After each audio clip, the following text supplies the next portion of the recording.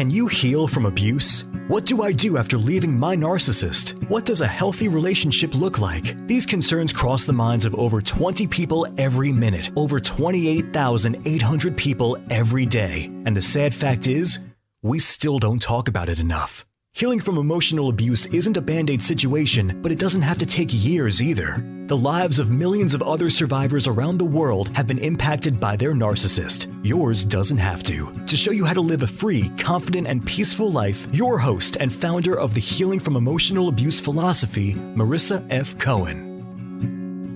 Welcome back to Breaking Through Our Silence. Today, I thought it would be really interesting to discuss about how abuse comes in so many different forms. It's not always obvious, like being hit or pushed or punched in the face. Sometimes it's really subtle. And it's subtle because abusers are really, really good at manipulating and systematically demeaning you and controlling you, and you don't even realize it until you're out of it. So I wanted to bring on a guest today who went through a lot of control and manipulative abuse. So it doesn't always seem like what he was enduring was abusive, which is why it was so hard for him to see it when he was in it. But now that he's out of it, he recognized all of the manipulation and the control and the lying, and it ultimately manifested in infidelity. So today I wanted to bring on a friend of mine, Logan, who is a phenomenal person who endured some really traumatic stuff. He's a local New Jersey musician. He has a big personality, and I don't think he realized until he was out of this situation how much support he actually had and how much his community saw what was going on around him. So I'm really, really excited to bring on Logan today. Hey, Logan, how are you doing today? Thank you, Marissa, again, for having me, for the platform. First and foremost, thank you for being there for me over these past few crazy months, not only with what is going on in the world, but going on in my personal life and my former, marriage.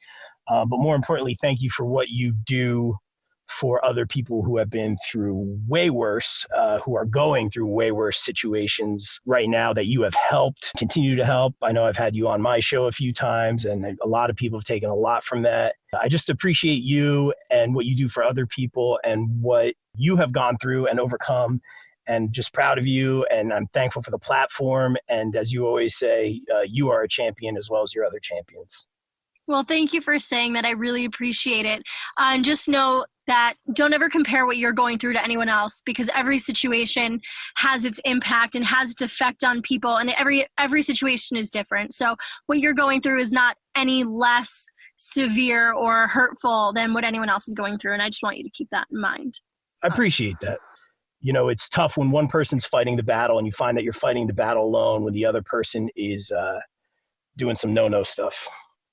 Well, so if you don't mind, why don't you tell us your truth? Sure. Bunch of disclaimers. Obviously, I'm not going to go too much into my identity because I was going to say out of respect. Respect is definitely not the word. Out of doing things the right way, I think is the way to say it. I am not here to call anyone out, to call any establishments out. I'm not here to play the blame game. I am here to hopefully give something to people who may be going through similar situations on both sides of what's going on here. If I can help one or two people and also heal during this, that's a big deal. So again, I appreciate you. I appreciate this. I guess we'll start at the beginning. I kind of broke this up into like 3 little sections. You know, I'll tell you the story, kind of the ripple effect, because I think, as you probably know, there's a lot of ripple effects to family and friends and, you know, other people involved that you see. And then obviously I want to talk about, if it's okay with you, the healing, which you have been a huge part of and currently being a huge part of. So start at the beginning. So 10-year relationship, 4.5 years married. Started out as me trying out for a local Jersey band. Obviously I got the gig because I'm an amazing drummer. And she had come on to me. And let me say this. I know a bunch of disclaimers here, but there's 3 sides to every story. And, they say my side, her side, and the truth. So this is my side of the story. So starting from the beginning, so tried out for the band, got the part. She had come on to me. We had hung out all the time. I'm home, the constant Facebook messaging, calling me boo from the get-go. She went to the mall, invited me to come. This grew into a very, very good friendship, great band relationship, obviously a marriage. This was best friends. This was doing everything together. This was working together. This was going through loss together. This was, she came home from work. Hey, where are you? This was, hey, come to bed. This is, what do you love about me? This was very real, or so I thought, because 10 years invested in my life that I will never get back to have it end the way it did, as dishonestly as it did, as deceiving as it did. I'll never get those 10 years back. As a lot of people have told me, the give and take was very off in this relationship, and that's something I'll get into later. But to me, this was the real deal. Very good relationship. This all kind of started with a job change. She was approached to work at a new establishment, prominent music academy in a prominent city. Very good opportunity for her. I was 100% supportive of it. It's something she's been looking for, and it was great. The money was right. The benefits were right. It was something that she was excited about, and I was excited for her. She had to break the news to our former job that she was leaving. That turned into a terrible, terrible he said, she said, almost breakup fight, where I went to bat for her. I stood up for her. I took the fall. I ended up quitting that particular job because of that whole thing, so she could get this new job. And she appreciated that. I still have letters from very recently that say, hey, like, I appreciate that, and you make me a better person, and all this stuff that I believe to be very, very true. Because this wasn't something like, I'm sure a lot of the other people you talk to where things are falling apart, or things are abusive, or things are crumbling, or communication is breaking down. This just kind of was like a light switch. It kind of happened. So she gets the new job, is working crazy full-time hours. And I knew this would be an adjustment for her. I knew this would be an adjustment for us, because again, everything together. And she gets the new job and is working there for about 5 weeks. And through this, I was able to kind of help transition from the other job and deal with the fallout of that. Helped her a bit financially, because there was some downtime for work for her between jobs. Again, being a husband, that is just what you do, no question. So the hours are different. She's not home as much. And I noticed this. So I suggest to her, hey, like, let's do a date night every week, because we're kind of passing ships in the night or whatever. I don't think anything's going on, but I notice, I'm smart, unfortunately, because I do believe ignorance is bliss. But every week she would take me out, or I would take her out, and we'd alternate. So we did that for a couple of weeks. So at this point, like I said, she's working there for about 5 weeks, and some adjustment. It's great. We had some great date nights. I thought everything was good. Like, the only little things I had noticed was, like, I wasn't on her social media as much, which, again, like, in this day and age, my tastes on social media and posting, all that stuff have very much changed. I shamelessly promote my projects. I'll be the first to admit that. But I think there's a lot of disadvantages to social media when it comes to kind of having the next person in a relationship kind of queued up or talking. And that's something I don't like about it. That's kind of soured me. But anyway, I noticed I wasn't really in the social media of hers as much, whatever, even like when she wished me happy birthday, was very just like, whatever. So we do the date nights, and this is like the 4th date night. It's my turn. She's working there for, again, only 5 weeks. And this is a place that is walkable from our home. This is a place that is 2 blocks away from where I work, which again makes it so much crazier that physically she was so close. I should say they were close this whole time. We do the date night. I say, what do you want to do? Do you want to go see Frozen 2? No, let's stay in. And I was like, all right, well, what movie do you want me to Redbox, and I'll cook you dinner? I gave her some choices. She said, Toy Story 4. Now, this comes into play. Have you seen Toy Story or any of the Toy Stories, Marissa? I've seen the first 3. I'm afraid to watch the 4th, admittedly. Well, the story of Toy Story, where Woody is the old faithful toy. whereas Buzz Lightyear is the new shiny toy that, you know, Andy kind of falls in love with. I know you haven't seen the fourth one, but we ended up watching the fourth one that night. It's a 3-hour movie. I cook her dinner. We stay at home. This is November 21st, Marissa, 1 week before Thanksgiving. And she's noticeably texting for 3 hours. To me, that's a red flag because we have all the same friends, obviously, except the new friends from the new job.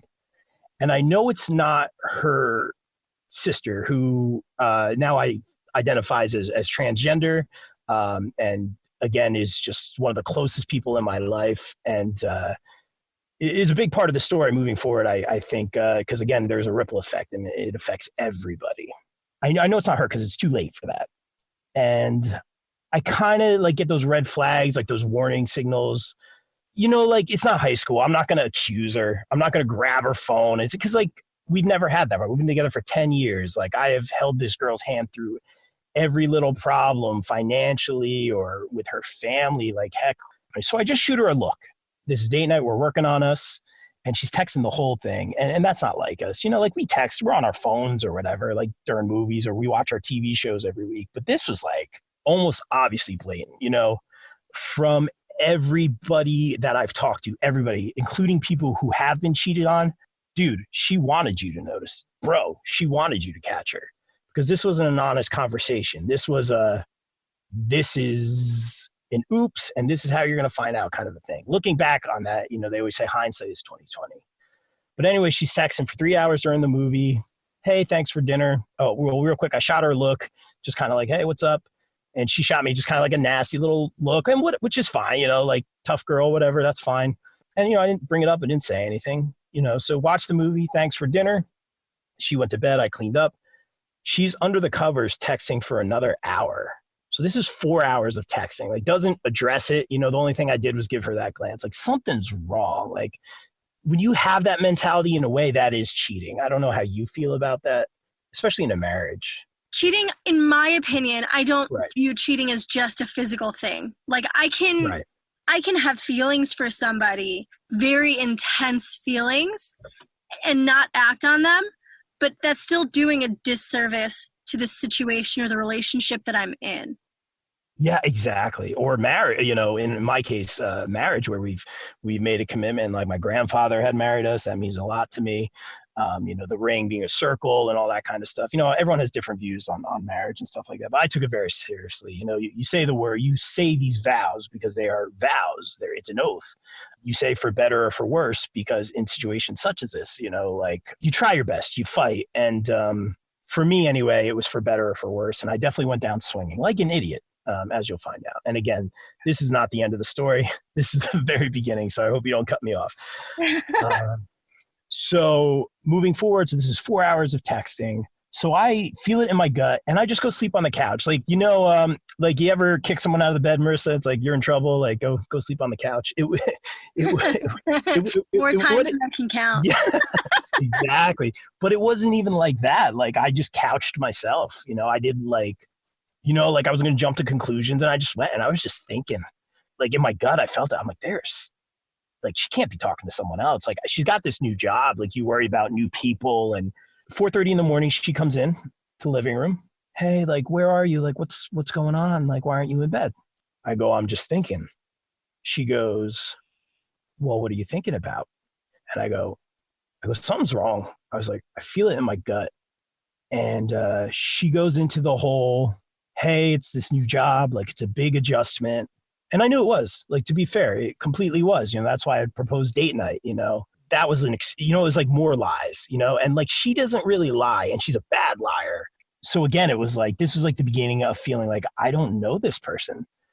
So I just look at her and I go, is there someone else? And she just starts crying, which to me tells me everything. So there's a bunch of ways I could have handled this. Looking back in retrospect, I know this sounds terrible, but this is just the beginning of the story. Like, I should have just said, this is not okay. Like, get out of here. Like, and like you said before, hindsight's 20/20. So you, in your character, would never do that because you truly believed the best in the situation. And it's so easy to write off and justify as, well, maybe it is the new job, or maybe she's just stressed, or it's so easy for us when we're being manipulated or lied to justify on behalf of the person who's lying to us, because we want to believe that it's the person that we fell in love with, or, you know, that person is still there deep down. Does that make sense? I mean, you're hitting me right in all the feels right now. Like, I appreciate you saying that. No, because like you hit it right on the head. Like, I'm a fixer. You know what I mean? Like, something's wrong. How can I help? And again, I am not perfect, and I'm not here to toot my own horn. But this is our challenge in our marriage right now. Now, let me say this.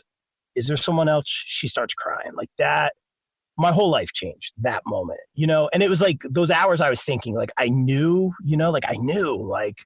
and I say, who is it? It's a chick. It was a chick. She worked with for 5 weeks.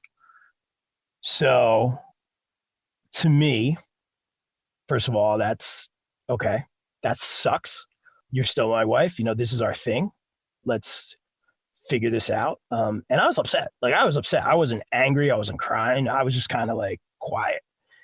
She goes, again, looking back, it's crazy, but she goes, why aren't you yelling at me? Like, why aren't you mad? Like, almost like she expected it, you know, like me to freak out. Like, and I think had things been the other way, you know, if I had done something like that or got caught, I feel like I would literally have my head chopped off right now. Like, I'm not even joking. Yeah, it was crazy. So to me, you know, we ended up going to bed together with kind of like this problem. And I woke up the next day, and this was November 22nd. And I called my roommate from college, who was a marriage counselor, because to me, I'm a fixer. She's confused. She's going through something. It garners sympathy at this point. In my mind, this is just a feeling. She had said to me, it's just a crush, and I'm confused. Okay. Now looking back, I take everything with a grain of salt looking back, because of the series of lies. When you lie to me so many times, if you get caught in a lie with me, the trust is broken. If I catch you with your hand in the cookie jar, anything you say to me afterwards is a lie, which I've learned firsthand. But anyway, I'm on the phone with the roommate marriage counselor. I'm on the phone with ministers from my church who have been fantastic. And my roommate, who's like, hey man, I'm going to take off my friend hat. He's like, look man, he's like, I got a call right down the middle.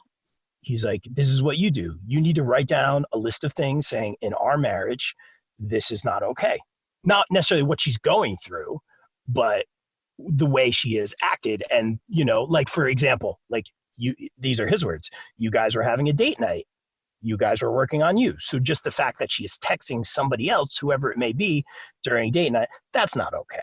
The fact that it's someone she's interested in, not okay for a marriage, you know? And it's just like, you know, you hear things from like a counselor or a therapist. It's like, you know, they call it very down the middle, and they kind of have like that outsider looking in kind of thing, which is very cool to hear.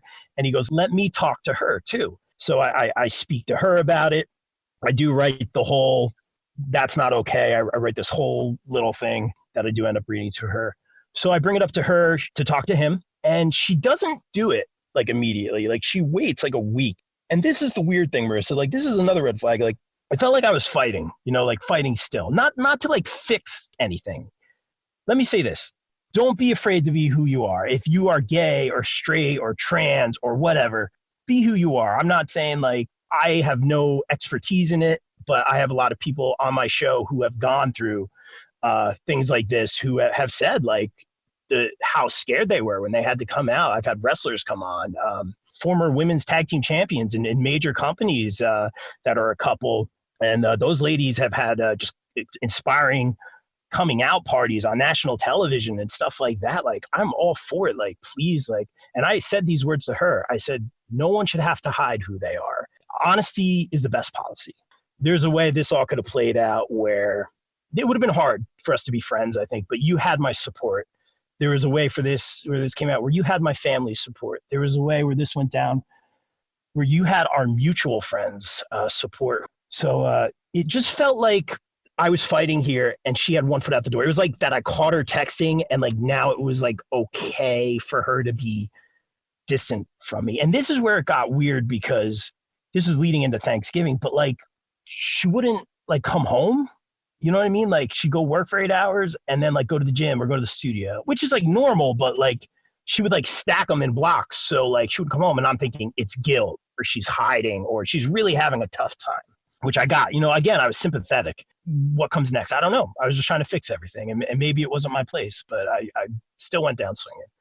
So the following week's Thanksgiving, she finally ends up talking to my roommate, the marriage counselor, and he says to her, she needs to go to therapy, not for what she's going through, but for a lot of things. The plan was come Thanksgiving. The plan was to talk to the family and just because they knew we were going through something, like even hers, because I teach her sister at the time drum lessons.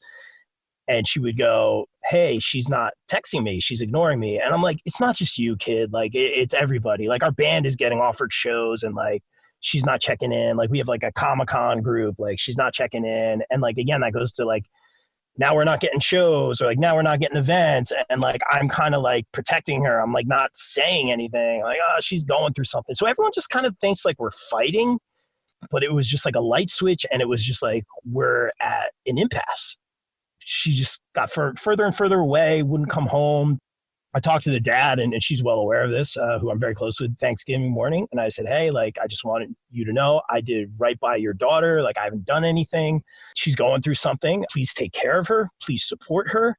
I can't say what it is. He goes, what did she do? And to me, like, that speaks volumes. He's like, you came to me. He's like, if I thought you did something wrong, I would have been over at your apartment. But anyway, Thanksgiving. So the plan is we're going to speak to her family and say, hey, we're going through something. She's going to go to therapy, which there's no shame in that. And we were going to say this to the family. So this is the day after Thanksgiving. This is Thanksgiving 2 with her family. And again, Marissa, it's just like the phone is like buzzing. It's noticeably like painfully buzzing, vibrating on the coffee table. And like, we're all just like kind of looking at it and she's not picking up and it's super awkward. And, I kind of give her like, oh, hey, like, why don't you get your phone or whatever, nothing, no. Again, it was just like lie after lie and crazy shenanigans. But basically I text her, I'm like, hey, like, like, are you going to say something? And she's like, nope, I want to leave. So we left. We didn't say anything. My thought was also like, hey, honesty is the best policy. Like, we don't have to say everything, but we could say, hey, we're going through something. We can approach this as a family. But again, still to this day, I don't know how much, which is very unfair to me, her family does or does not know, because I am still getting, hey, are you guys doing okay during this whole thing? And I'm just like, it's not my place to say anything and certainly not my side of the story. I'm just kind of like, I'm good. It's so unfair and crazy, but I haven't even got to the coup de grace yet. This is just the warm up, but I'll fast forward a little bit. 2 weeks in, she feels farther away. Like she's not eating, I'm not eating. We're both like kind of sad. I doing a lot of stupid things, Marissa. I re-proposed. I redid our proposal. I had done flowers going up the beach and the music and a video, got down on one knee, all this thing. So I recreated that. I had the roses going up into our apartment. I bought like this super expensive like necklace that was like about commitment and yada, yada. And like I'm going to go down swinging. If I'm going down, I'm going down swinging. And like I cook dinner, she comes home from work real late, follows the roses, she's into it. I get down on one knee again. Now this is what annoys me. I'm an idiot for these grand gestures. Like anyone listening, like if you're like a person who gives, kind of look back and see what you're getting as well. Like don't be selfish, but don't be so selfless that you're blind, because everyone, you get those opinions and everyone says the give and take was way, way off and it was never going to work because of that, which I learned firsthand. I'm mad at myself because, as I mentioned earlier, that I spent 10 years working on this, taking care of and protecting and looking out for this person. And then I'm more mad that I did it again. To me, that's just like an ultimate gesture of, I'm going to take care of you. I don't know how to explain it. Like I literally gave so many pieces of my heart away, maybe to a fault. That was the way I loved her. And that was the way, like, I would always give things to her. And I got down on one knee for her 2 times. Looking back, I'm just like, man. And she came in for the second proposal. She was blown away and she appreciated me trying. There were some tears, but she didn't like look at the necklace like at all. Like, how you look at the ring? Like she didn't look at it. And she kind of like, I'm sitting on the floor and she's like kind of unsure about it. And then she like goes and eats. And I'm just like sitting in the dark on the living room floor. And that was like another thing that like made me feel like, just like, I was fighting by myself, especially after this grand gesture. The next couple of days, I'm over at my buddy's, who huge part of my life. I played in bands with. We play music together. He played our wedding. He'll be playing my divorce party. And yeah, I'm over there. And earlier in the day, because like I mentioned, we weren't eating, I had dropped her off a vegan pork roll, egg, and cheese. And I said, hey, like, make sure you eat. I left it with her boss who's trying to hire me. He's like, oh, you should come work here too. And I'm like, no, like, this is her thing. She loves it here. I mean, I left a rose because, again, like, I'm an idiot. And she calls me when she gets out of work after 8-hour shift on Saturday night. I'm over at my buddy Ed's, and she's like, hey, thank you so much. Like, that meant a lot to me. And I was like, yeah, like, I know you weren't eating, and like, I know we're going through a lot, and just no drama. Like, I want to make sure you eat. And she's like, yeah. I'm like, did you eat the whole thing? Yep, I ate the whole thing. Okay, great. And she goes, okay, well, I'm going to go get a bite to eat. And I'm just like, again, it was just like the wording of things, and like everything was just kind of like dancing around. And I go, well, like, like, I just brought you food. Like, you know what I mean? It's just like, again, it's like more red flags. She goes, well, yeah, but I know I just ate, but I'm going to go out with some friends. I'm like, why didn't you just say that the first time? You know what I mean? It's shady. And then I go, is so-and-so going to be there? The confusion, the cry. Well, yeah, but it's going to be like, I'll come home if you want. And I'm like, look, like I said a million, like, this isn't high school. Like, this is your life now. Like, go, I'm not going to tell you, like, not to go out with your friends, whatever. I come home. She doesn't come home for like another 5 hours. Like, it's crazy. You don't just like go do what you want. Like, you still live with me. You're still married. Like, we need to communicate a lot more, because I'm obviously like still fighting. Like, we're at the point where I caught you texting and you're confused about something, but that's where we are.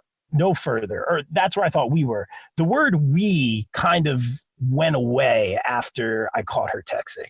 We have a fight about it, and we didn't really fight about it a lot, but we had a fight about it. I legit, on my part, I would be like the first to admit it. Like, we fought, and I said, hey, say what's up to so-and-so for me, whatever, which was the object of her affection, and still seemingly so.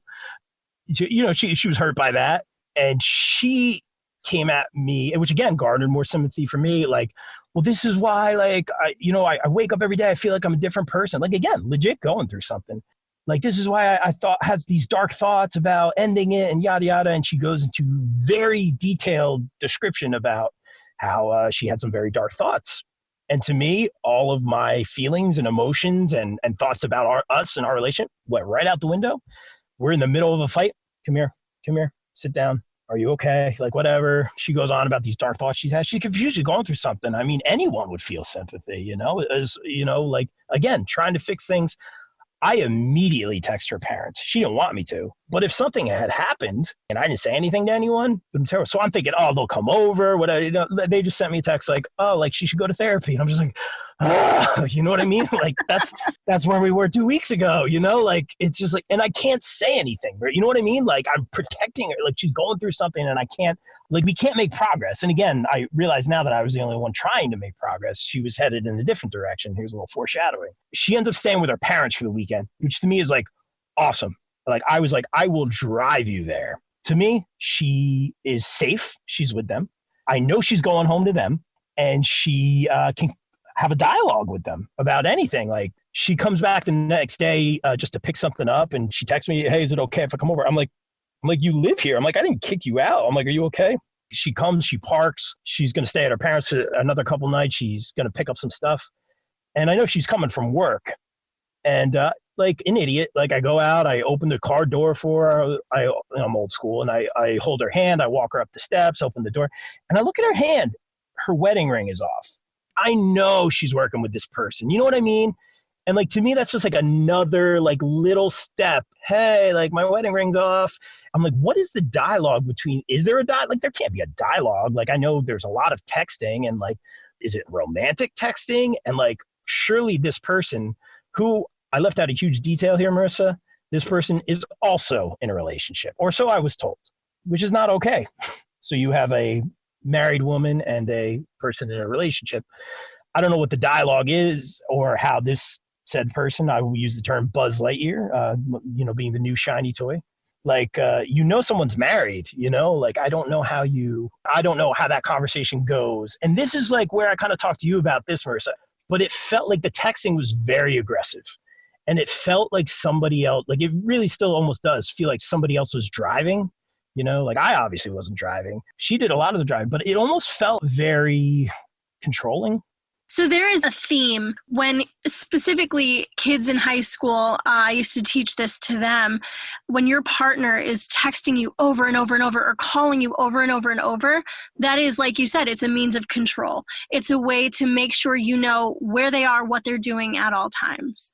And so I can't really comment on whether Buzz Lightyear, if you will, was being controlling in reality, but in theory, those actions do sum up to typically be abusive.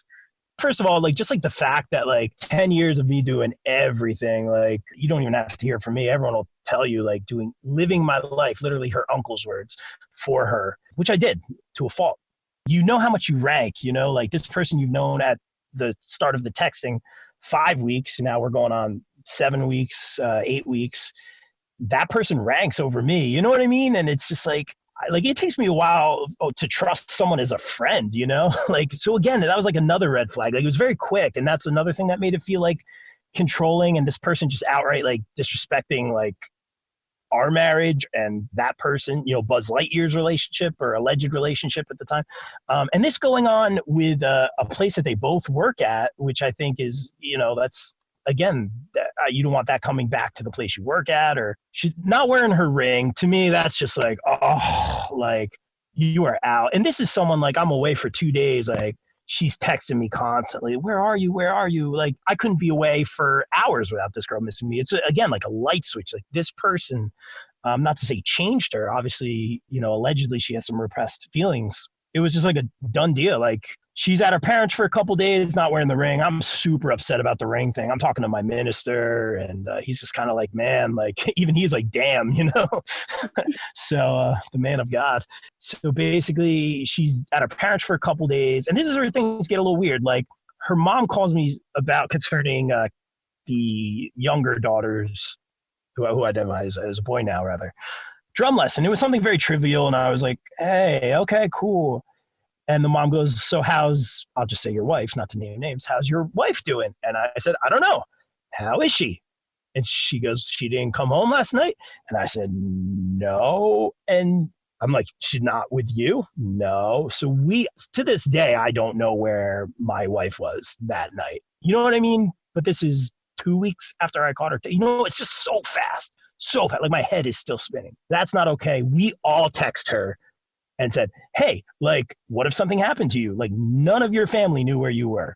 That's not okay. And it turned into, I was at a party. I ended up crashing in a guest room somewhere. And again, it was this is not marriage behavior. You know what I mean? This is like high school, college behavior. You know what I mean? It was just no accountability. And again, she was hiding from everyone and wouldn't get back to anyone. So again, it wasn't just me being pushed away. I gave her space, and it was just radio silence, it was really, really weird. And I'm just super confused. I know I'm losing my wife. Apparently I'm losing my wife to someone else, but there's no way, she's confused. She's going through something. I sympathize with her. She's not answering anybody.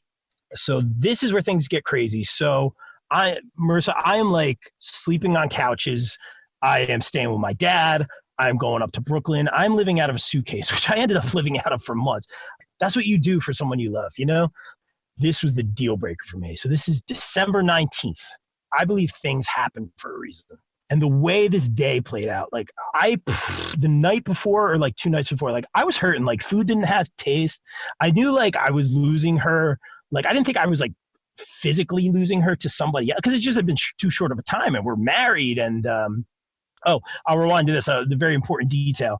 This is 3 weeks after texting someone. She had said hey, I want to get a separation. And she'd come home from work. And I remember it was this was right after she said she had the dark thoughts, and I was rubbing her back. And I had said, hey, no drama, no drama. I was trying to show her I loved her in a different way. I care about you, this and that, especially with the dark thoughts and all that. And she kind of disappeared in the kitchen, and we have a small kitchen. She never came out.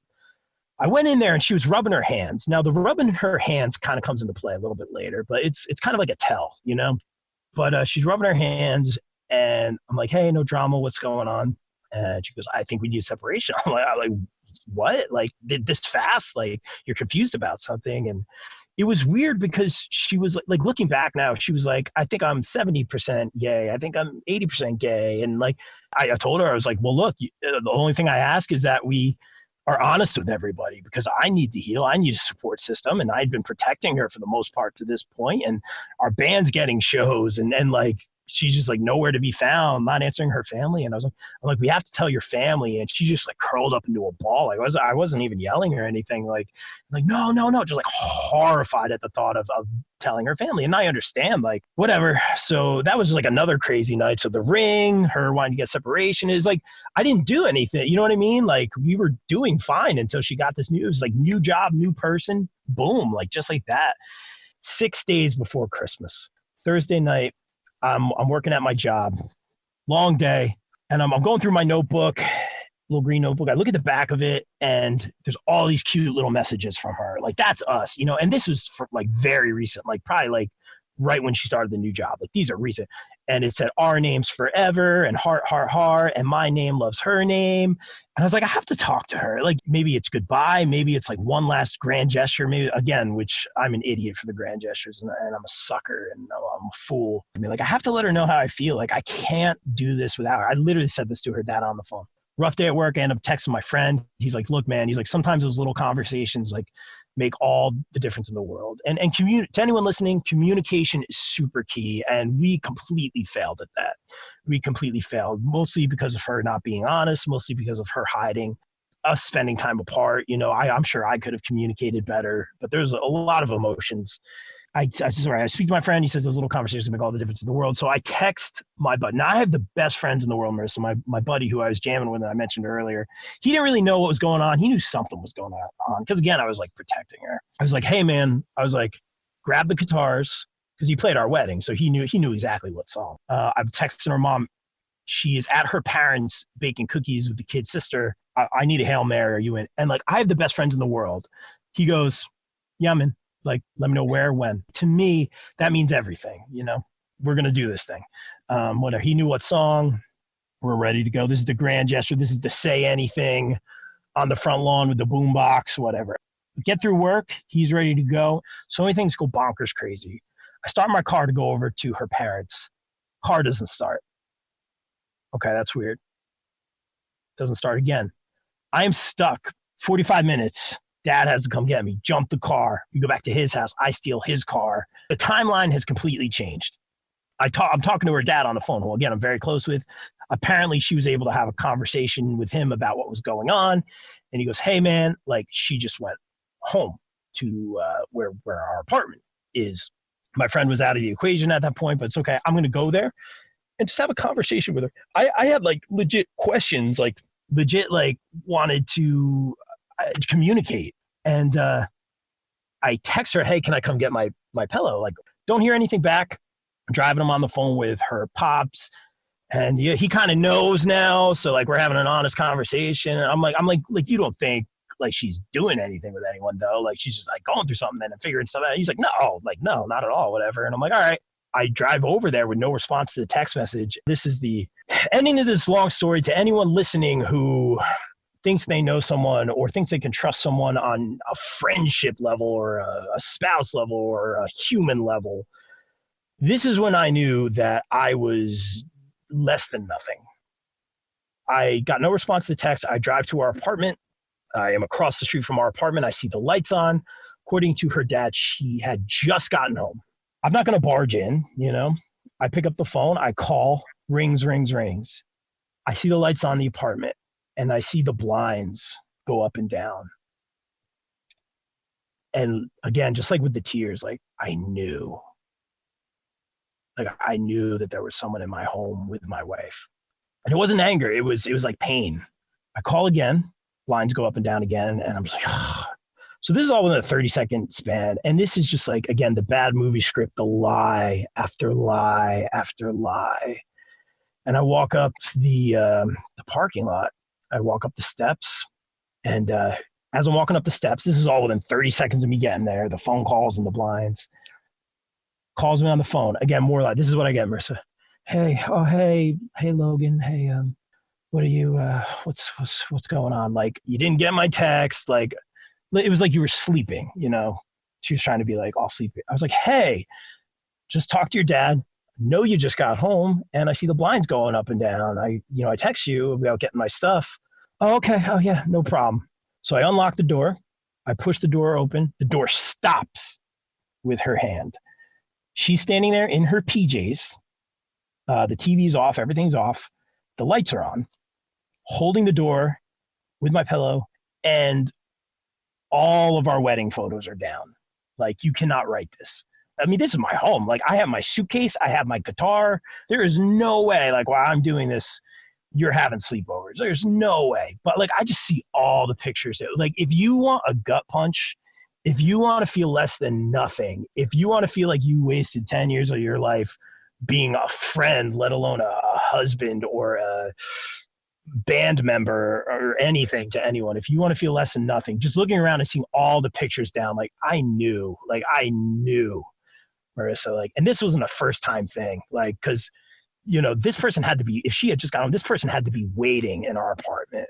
Like, the fact that all the pictures were down, and in her pajamas, hands me my pillow, have a good night, Logan.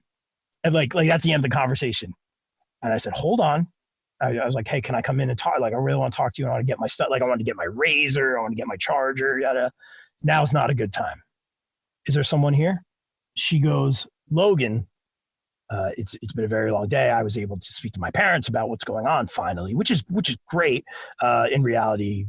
And goes like, I just needed someone to talk to, which to me admits that there's someone in our apartment right now, which to me killed me on, not just on a there's someone in my home, what's going on level, but like on an emotional level, like I needed someone to talk to. I said, like, when you talk to your parents, like, I'll be there for you. And like, it's like you're confiding in this person that you haven't even known for, or I guess you've known for a little over a month. Like, you're confiding. Like, again, I think there's a very big difference between what you're going through, and that doesn't excuse your behavior towards me or our home or our marriage, especially our home. That's a whole different conversation. But I go, is it who I think it is? She goes, we're just hanging out, Logan, which again made me feel like it's something you say to your parents, and again made me feel like the dad. And again, it's like another lie. Like, I know what hanging out means. You know what I mean? And it's just like, this wasn't a first time. Like, I could just, since the blinds went up, like, I knew. And like, I go, you're married.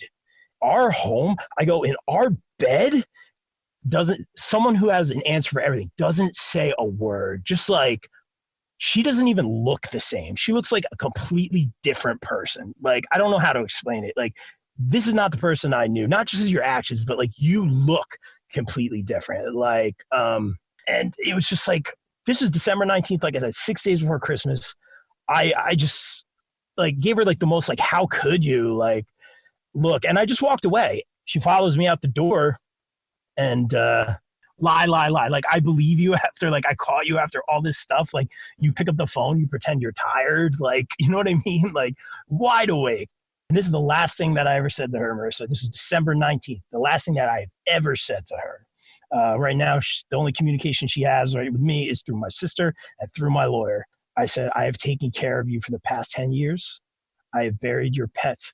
I have held your hand through every little obstacle in your life. I have pulled you out of the ocean twice. And I said, you don't have a leg to stand on. It was the last thing I ever said to her. I walked away. How did that feel? Surreal. It's interesting. It felt like two ways. Like, the first thing was like, I felt like an idiot. I felt like, not just because of that, but like, for like, I just put so much into it. It was just so disrespectful. And if you take me out of the equation, like, take me, like, my feelings out of the equation, in our home, like I said, in our bed, like, when I went to get my stuff, Marissa, like, I kept my head down, I got my stuff out of there. But when I saw the bed and how close it was to my stuff, and like, I kind of have like my logos and like drums and like my jerseys, and like, it was just like, I don't know this person. And you are not thinking about the ramifications of this. You are not thinking how this affects my relationship with your family. You are not thinking about how this affects the place you work at. You obviously can give a crap about the band, because that fell apart like immediately. It was just like, at what cost, Like, this is something she has repressed. This is something she needed to find. This is something she needed to do. Okay, there was a way we could have done this the proper way, paperwork. honesty, communication, not in my bed. To answer your question, another way I felt was like all this like pain that I was feeling and like heartbreak, it just went away. It was like a load off my shoulders. It was like, I'm an idiot. Like, I'm a fool. Like, that's the worst thing that you could do to someone in a relationship, in a marriage, regardless. And I asked you this, Marissa, like, I don't think her situation excuses her behavior, especially in the time frame, the dishonesty, the lie after lie after lie, and especially the where. You know, this person would absolutely not take a bullet for me, like, no question. But this person, like, could give a crap about me. And that is kind of the end of, there's a little bit of fallout, but that is kind of the end of the story for me. Again, I just don't feel that excuses putting me in this position. I've lost my home. I've essentially lost a big part of my family. You know, you hate to say it, but like, things are not going to be the same. And it was just like, I can't understand what she was going through, but I don't think I deserve to be treated the way I was or lied to. Especially, it was just like new job, new person in my home. You know, I haven't been more disrespected ever in my life. And the fact that it's in my home, which I love and built, and so many things have happened there, I just don't think one thing excuses the other. No, I totally agree. And this is a really, really, really bad analogy. It's similar to when Kevin Spacey came out of the closet because he was accused of assaulting Anthony Rapp, who I've mentioned in previous podcast episodes is like one of my favorite Broadway actors. But when he came out and said, oh, well, you know, surprise, I'm gay. I did that because I'm gay. No. You don't do horrible things and treat people with disrespect and do bad things to people because you identify with the LGBTQ community. Not only does that do a horrible thing for the LGBTQ community, you are doing a grave disservice to the people who have been fighting for basic human rights and decency and respect, and you are literally shitting on those efforts. But also, that's a scapegoat, and that's gaslighting, and that's horrible. So back to what you were saying, no, her sexuality or sexual identity should not affect the way she treats her husband or you or anyone. Those two things are mutually exclusive. I mean, I lived it. I feel that way. And again, like, it's funny, Marissa, because that metaphor you've used, so many people have used that same exact metaphor, like that I've spoken to, the Kevin Spacey example. That particular way, it's crazy that you said that. Like, I've heard that from so many people. And that's how I feel. Like, again, I've said this a million times. There's a way to do this. Like, you wanted out. Like, you wanted to drop me like a bad habit. There's someone new, you know, Logan's out, new person in. Like, I lived it to the fact where it was in my apartment. You know, I don't know what's going on, but it has completely uprooted everything I have built for the past 10 years. And that's fine. You know, I want to talk about the healing a little bit. It was like I was falling, you know, and every single person I know, including her family, are just like here for me. And are like, usually with these things, you get sides and you get he said, she said. Well, everyone's like, hey, you're a good guy, you're a good man. And like, to me, it's just like that's great. But like, you get sick of hearing it because you're just like, that's why I was a doormat, because people mistake kindness for weakness. Like, it literally happened to me. You know, this is after I went to battle for her so many times, or stepped up, or gave her the princess treatment. Like, I was less than dirt. You know, I didn't matter. I think maybe it was easier for her to do it that way. But just because someone like, you know, that happens to people, I wish I hadn't spent 10 years of my life on something that would end like this. She took someone into our home. That's how it ended. And to me, that's like the ultimate, not even slap in the face. That's an understatement. It's just disrespectful. And you don't realize the ripple effect. Like, my family, they have done everything to take care of her. Like I said, like we bought that bed, we built that bed. It's weird. Like, everyone kind of checks in and you kind of get that hindsight. They're all kind of like, yeah, we're good. Like, we're good on her. You know, my uncle called me on Christmas. He's like, yeah, like, you shouldn't try to go back. You know what I mean? And like, her family with me is all like, we want to keep you and like, come over anytime. And they gave me like the best Christmas presents. Like, I finally got them in like March. because I hadn't seen them, and her dad had passed something down to me, and her little brother had given me like this memento that I keep on me all the time. And every single card said, "You're family, no matter what, you are family." And it's amazing. It's overwhelming. It's confusing. You've experienced love in so many different ways. Like when I moved out, I had 6 guys with me, and they just, man, they knew that was a hard day for me, especially when we were in the bedroom. And it's like we're mushy now. Like and they're telling me their problems, and like we get off the phone, "Oh, I love you, bro, love you." And it's just like, it's so sappy and mushy. I'm so appreciative of the people who are real, the people who are honest, like the people I really do trust.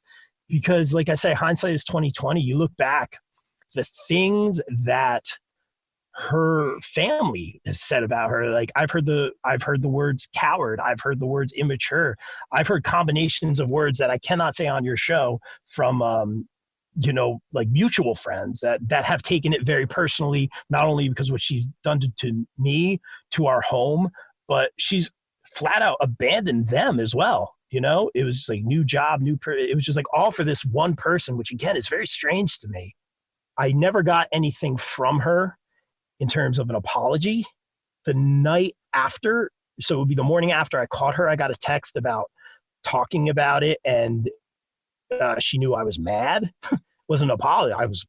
I know you're mad, but let's talk about this time, this place with my dad. I didn't answer her. And then I got an email saying, this was 2 months, like almost to the day after catching her, 2 months. And then I got an email saying, "I know things got crazy, and I know you're probably angry and you still don't want to talk, and I understand, but like things got crazy. Like you're not even owning anything." Like, do you think that's a way for her to manipulate the situation? I'm not trying to like lead you. I'm asking. No, I 100% do, because in the interactions that I've had with her through my lawyer and through my sister, there has been so many like little things. I'm like, all right, well, this is this, and she owes me this. And she's kind of like, no, I don't. Like, it's like, cause I caught her lying, everything's a lie. So it's 100, like that, like even the email is very strategic. And like, she didn't even have words, you know what I mean? And now she's got words, but nothing she has said to me has had any merit because of the amount of lie after lie after lie. And again, it's all strategy at this point. So again, like, just be careful about who you choose to trust. Be careful about who you choose to be in love with or give yourself to, because everyone has said this to me. Even my bestest of friends and their families have been like, "Hey man, the give and take, this was never going to work because the give and take was way off. You gave, and she took. And you look back and you see it. And that's why I think it was so easy to disrespect me and disrespect our home. To anyone listening right now, like, this is a huge takeaway, believe it or not. If you are in a relationship where you give and you think it's like your job just to give, look around and see what you're getting back. See if you do something little, have a little accomplishment, and that person's supporting you. I don't know. Like they say, hindsight is 20/20. It's just give and take is such a huge part of a relationship.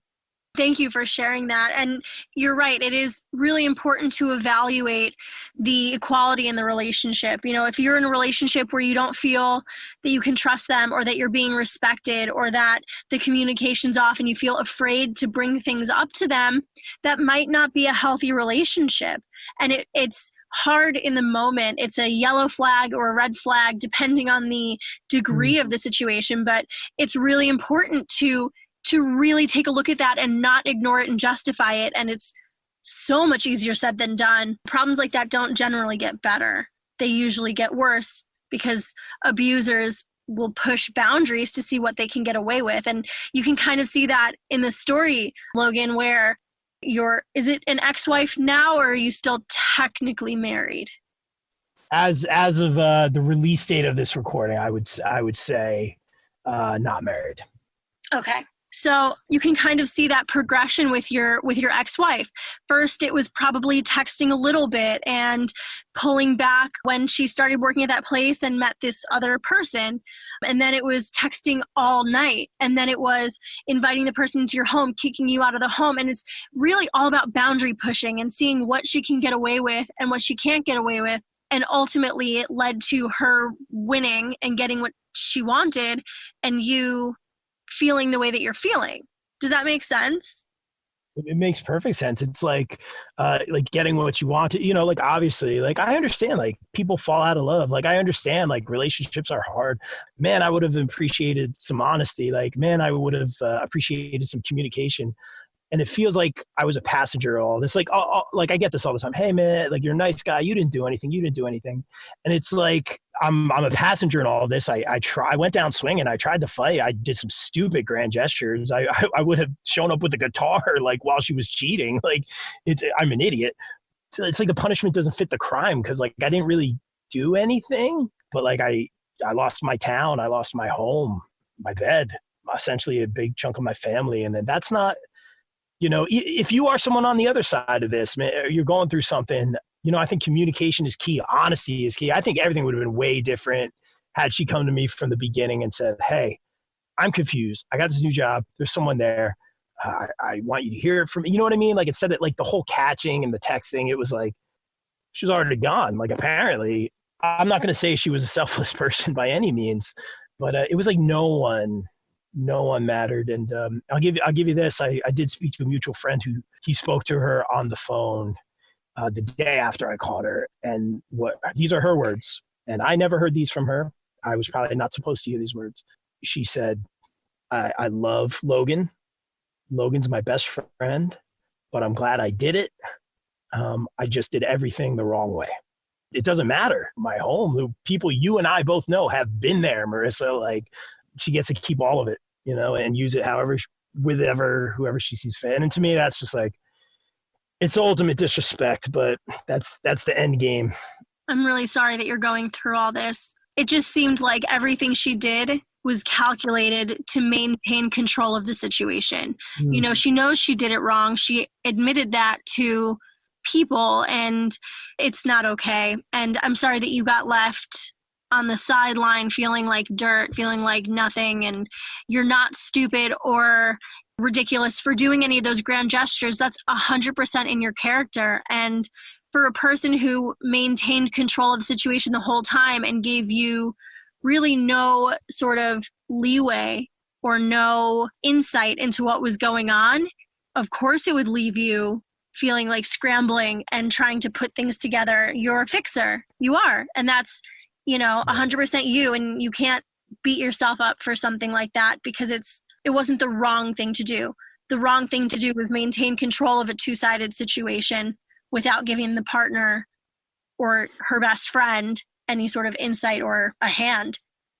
You had said to me, like, hey, you never gave any sort of consent to have somebody in your home. Again, it's like things you need to hear from the outside. But I was like, yeah, like, that's super not okay. It's crazy. I could go on and on, but the big takeaway here is, like, it's not fair to me moving forward, because, and everyone's been great. And, like, I've been reconnecting with people, and my relationships have gotten stronger, and that's been just super positive. But it's not fair to me, because in any sort of relationship moving forward, I'm going to have major, like, I'm not going to try to take my baggage with me. I don't think anyone should, but it's easier to say than do. And I'm a big actions speak louder than words, especially after what I've been through. I'm a big actions speak louder than words kind of person. But it's not fair to me, because into any relationship I'm in moving forward, I'm going to have major trust issues, because we were good until the second we weren't, and there was somebody else, in my mind anyway. And I thought that was the hurdle in our marriage. She made her bed.